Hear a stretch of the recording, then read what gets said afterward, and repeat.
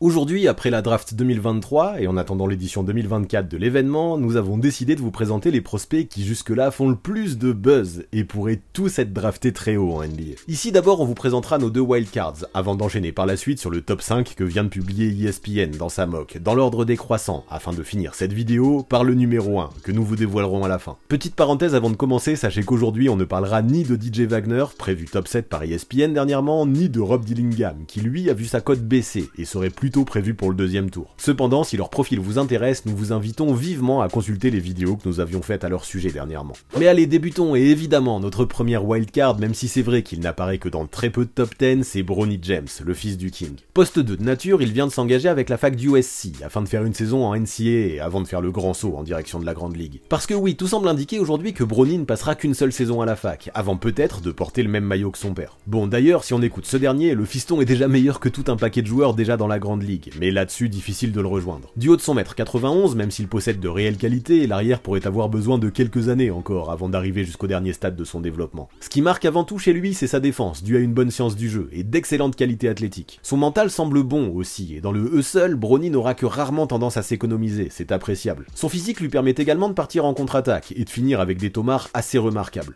Ajoutons à ça qu'il est un joueur adroit qui pourra sanctionner à 3 points, notamment en catch and shoot, tout en étant capable de faciliter le jeu pour ses coéquipiers grâce encore une fois à ses lectures mais aussi à son QI pour la passe, et rendez-vous compte d'une chose. Ok, il n'y a quasi aucune chance que Bronny connaisse la carrière de son père, mais s'il est annoncé au premier tour de la draft l'an prochain, ce n'est pas qu'à cause de son nom, ses qualités de role-player sont réelles. Avec l'énergie qu'il apporte sur le terrain, il est capable de galvaniser la foule, et finalement, ça en fait des éléments qui vont en son sens. Après, il n'est pas forcément un immense créateur pour lui-même, et son manque de taille par rapport à son paternel l'empêche d'être un immense scoreur. De plus, si sa volonté le sauve bien souvent, il commet encore pas mal de déchets, et tout ça devra être poli au moment de son arrivée en NBA. On aimerait aussi que cette année en NCAA, il puisse se montrer plus agressif sur ses drives, en allant vers le cercle plus fréquemment pour aller chercher des points. Pour le moment, force est d'avouer qu'il se cantonne pas mal à prendre des shoots de loin, et même si les pourcentages ne sont pas au rendez-vous tous les soirs, notons qu'il le fait quand même plutôt bien. Son association avec Isaiah Collier dans le backcourt d'USC l'an prochain pourrait s'avérer prometteuse, et il faudra voir comment Bronny arrive à exister aux côtés de celui qui définitivement est attendu comme le franchise player de la team. Quoi qu'il en soit, son côté 3&D, mais aussi sa faculté à prendre des décisions rapides, qui souvent sont bien ajustées au flot de l'attaque, pourrait plaire en NBA. En attendant le petit frère Bryce, qui lui sera éligible pour la draft 2026 et qui semble encore plus prometteur, la famille James a encore de beaux jours devant elle dans la Grande Ligue. Même si Bronny ne sera pas un top pick, il est quand même assez aisé d'imaginer qu'il pourra au moins se construire une carrière intéressante au niveau professionnel, lui qui pour le moment est prévu à la 17e place par ESPN. Pour notre deuxième wildcard, on se permet un petit cocorico avec Alex Sarr, le français formé en Overtime Elite qui l'an prochain, pour la dernière saison qu'il pourrait jouer avant sa draft, évoluera du côté de Perth, dans le championnat australien. Il est vrai que jusque-là on connaît davantage son grand frère Olivier, que l'on a vu avoir sa chance en NBA, du côté d'OKC notamment, sauf que Alex à première vue dispose d'un avenir plus prometteur. Ce qui est intéressant, c'est de voir qu'en OTI, une ligue où soyons honnêtes ça défend peu, il a réussi à pourtant se faire remarquer de ce côté-là du terrain. Du haut de ses 2m16, le pivot actuellement prévu à la 19e place de la mock draft 2024 d'ESPN est un excellent protecteur de cercle. Face à lui, les pourcentages de ses adversaires sont ridicules, tant son envergure de 2m25 gêne quand ils veulent s'approcher de la peinture. Ajoutons à ça qu'il possède une excellente détente et on s'en rend compte, vu qu'il dispose également d'une bonne vitesse en transition, il possède toutes les qualités pour devenir un rim runner comme on les aime en NBA. En fait, le domaine où il surpasse probablement son frangin, c'est dans sa mobilité et dans sa capacité, si besoin, à évoluer au poste 4, lui qui en plus semble en avance sur Olivier au même âge dans le développement de ses skills. Ça lui permet de switcher comme il faut sur des postes 4, voire même des postes 3, et ça lui évitera d'être ciblé comme le sont souvent beaucoup de pivots spécialistes dans la protection de cercle. Alex n'affiche aucune faille par exemple quand il s'agit de sortir au périmètre, afin de défendre la ligne à 3 points.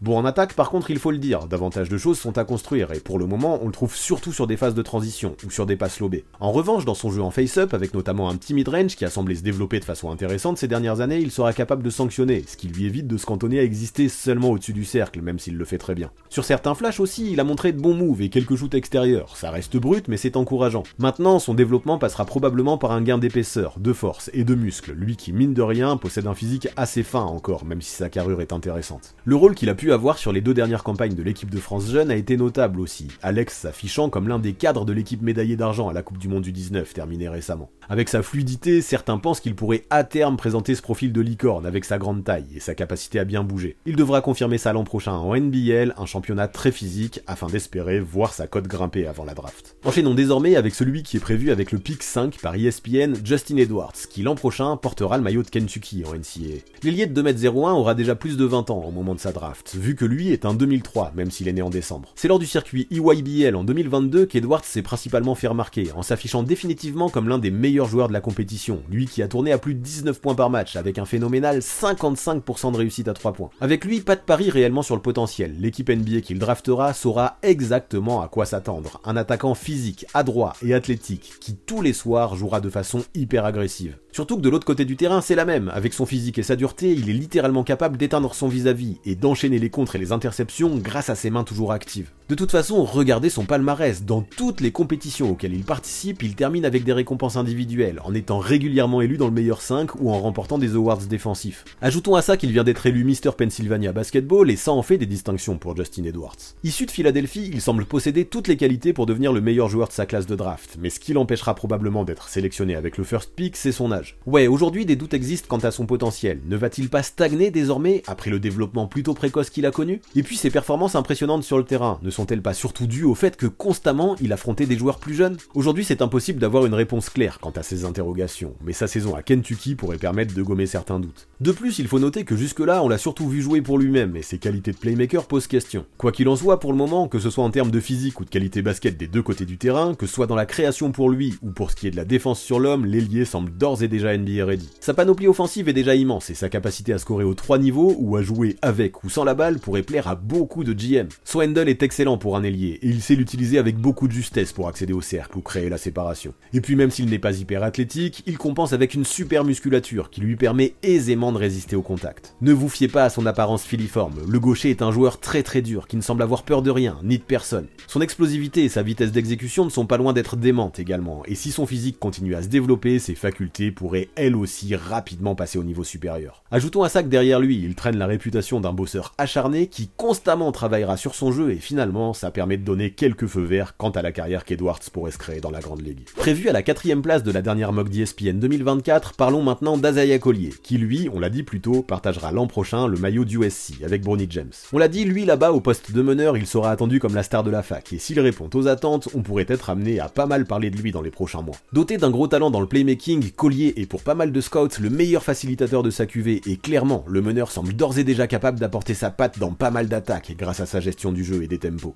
Récemment élu meilleur lycéen du pays par Wooden, mais aussi Mr. Georgia Basketball et co-MVP du McDonald's All-American, lui aussi a pris l'habitude de cumuler les distinctions jusque-là. Super ball handler, il est un expert du pick and roll, situation dans laquelle il sera aussi bien capable de lâcher la gonfle pour son intérieur que d'aller scorer par lui-même. Il est un vrai meneur de jeu, au sens traditionnel du terme, et avec son 1m91, il dispose pile de la taille nécessaire pour le poste en NBA. Ce qui est appréciable, c'est de voir comment son jeu est mature déjà. Il a beau être un joueur d'apparence très athlétique, ça ne l'empêche pas d'être fin dans ses lectures de jeu et dans ses choix offensifs. Ses instincts à la passe sont excellents, il s'est fait une spécialité de bonifier le jeu de ses coéquipiers, et avec sa vitesse, comptez sur lui pour être à l'origine de tout un tas de contre-attaques. Toutes les passes, il les maîtrise, direct, avec un rebond, dans le dos, skip pass ou encore dans le dribble. Dans le domaine, le meneur dispose de qualités très impressionnantes. Ceci dit, ne pensez pas qu'il est juste un passeur ou un floor général élite, non, si sa team a besoin qu'Isaiah Collier prenne le jeu à son compte, il saura le faire. Prendre l'avantage sur son défenseur sur un ou deux dribbles, puis sanctionner après un step back, fait d'ores et déjà partie de son éventail, et c'est prometteur. Néanmoins, même si ses pourcentages au lycée restent bons, vu qu'il vient de boucler une saison en high school à 40% de réussite à 3 points, son shoot reste aujourd'hui un point assez flou, et sa mécanique pourrait avoir besoin d'être affinée. À lui de prouver en NCAA que ses doutes peuvent être rapidement effacés, lui qui évidemment aura beaucoup de projecteurs braqués sur lui, en jouant aux côtés de Bronny. Collier semble être conscient du challenge qu'il attend, et est prêt à le relever, et si c'est le cas, il ne serait pas surprenant de le voir encore gratter quelques places dans cette QV où jusque-là, aucun prospect ne paraît s'afficher comme un top pick no-brainer. Prévu en 3 par ESPN, nouveau cocorico maintenant avec un Zachary Rizaché très attendu outre-Atlantique.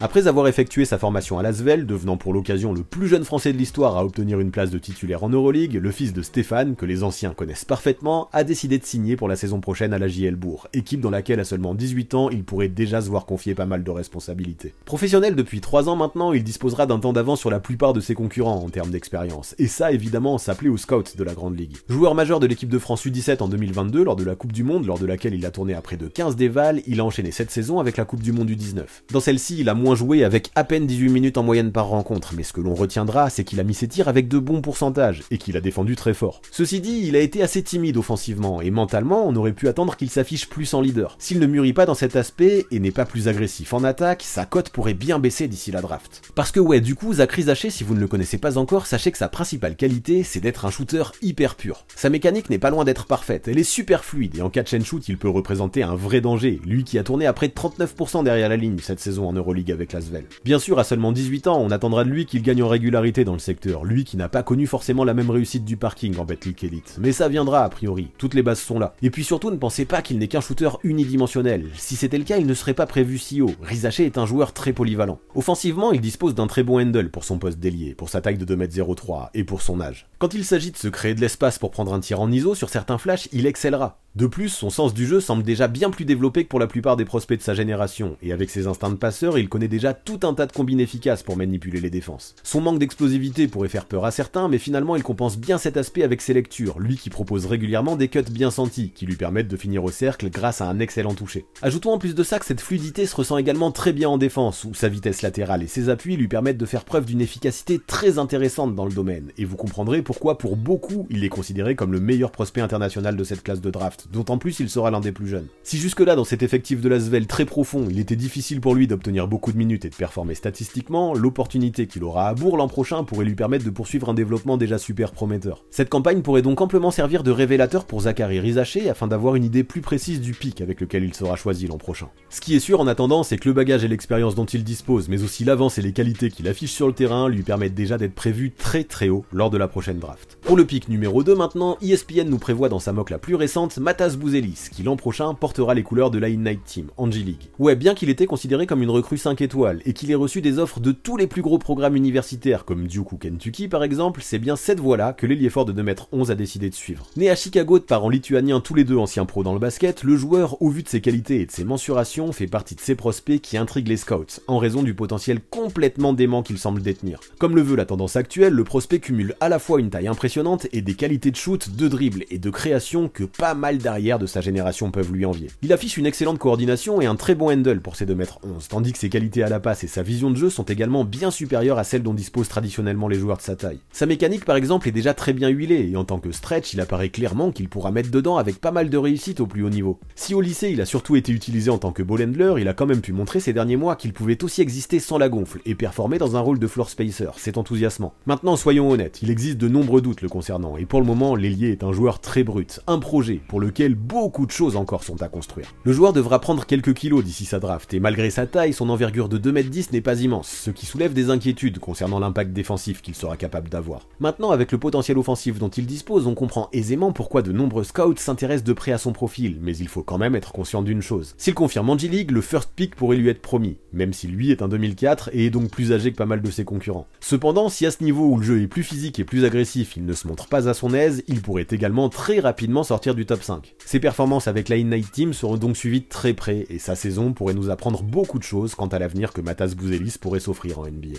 Enfin, concluons cette vidéo avec celui qui ESPN voit en first pick l'an prochain, même si ça ne fait pas consensus chez tous les observateurs, Ron Holland. Né en juillet 2005, l'ailier de 2m03 qui évoluera lui aussi au sein de la In-Night Team fait également partie des plus jeunes joueurs de sa cuvée. À la base, il s'était engagé avec la fac de Texas, mais finalement, le projet de la G-League a fini par le convaincre de ne pas passer par la case universitaire. Lui, ce qui est flagrant lorsqu'on le regarde jouer, c'est son moteur, son énergie, des deux côtés du terrain en plus. Avec son physique long et déjà affûté, beaucoup de scouts n'auront pas peur de dire qu'en NBA, défensivement, il pourra être efficace sur tous les postes, et sa capacité à switcher partout est déjà remarquable. Mis largement en lumière lors du Hoop Summit et lors du McDonald's All-American, Holland a réussi à faire drastiquement augmenter sa cote grâce à ses performances d'une polyvalence impressionnante. L'ailier est un super athlète qui peut changer de direction à toute vitesse pour ensuite aller exploser le cercle, jouer en ISO et créer pour lui-même n'est absolument pas un problème. Holland est loin d'être un simple lockdown. Ce qui est impressionnant, c'est sa force sur le terrain, sa sauvagerie qui lui offre de réels atouts pour attaquer le cercle, fuser en transition, prendre des rebonds et étouffer ses adversaires, surtout que selon certains observateurs, sa croissance ne serait pas encore terminée. Aujourd'hui, il est déjà un vrai two-way player, qui en plus, sur certains flashs, a montré qu'il pouvait tout à fait créer pour ses coéquipiers, même s'il devra prouver encore qu'il peut le faire à plus haut niveau. Avec sa polyvalence, dans la grande ligue d'aujourd'hui, il devrait sans mal vite se trouver une place dans le rôle de combo forward couteau suisse, comme la NBA les aime.